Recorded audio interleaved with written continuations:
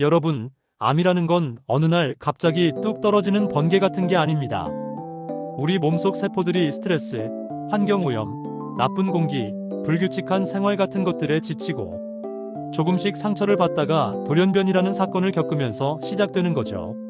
그런데 중요한 건 이렇게 생긴 돌연변이가 모두 암으로 자라지는 않는다는 사실이에요.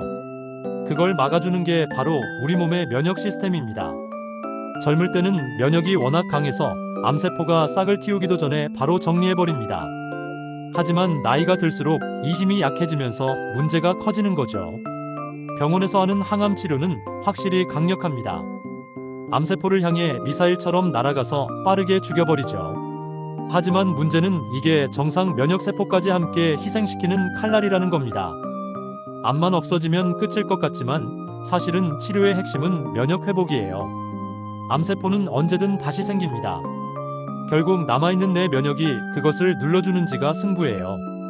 반대로 비타민C는 속도는 좀 느리지만 성격이 완전히 다릅니다. 암세포에는 공격적으로 작용하고 정상세포는 다치지 않게 지켜주고 심지어 면역세포는 더 강하게 만들어줘요.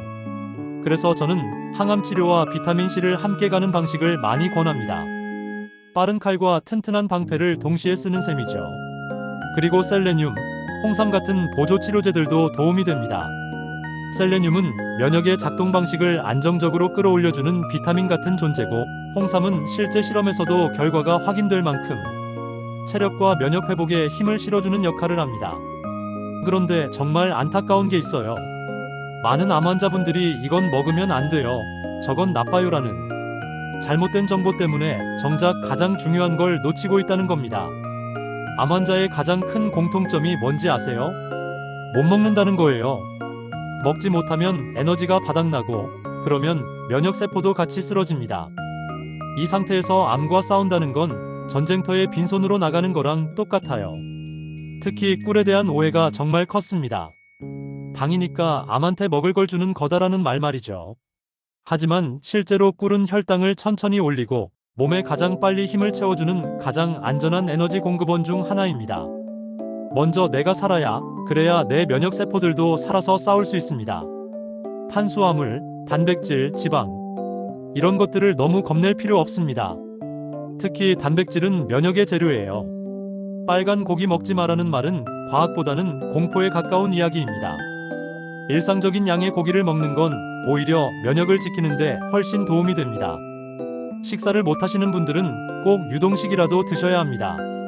맛과 상관없이 마실 수 있게 만들어진 제품들 있잖아요.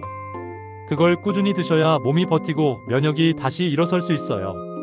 제가 드리고 싶은 마지막 말은 단 하나입니다. 암을 이기는 힘은 면역에서 시작해서 면역으로 끝난다는 것.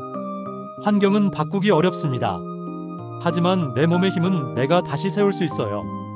2025년에는 여러분이 더 건강하고 더 단단한 몸으로 스스로를 지킬 힘을 꼭 되찾으셨으면 좋겠습니다. 건강한 한 해가 되시길 바랍니다.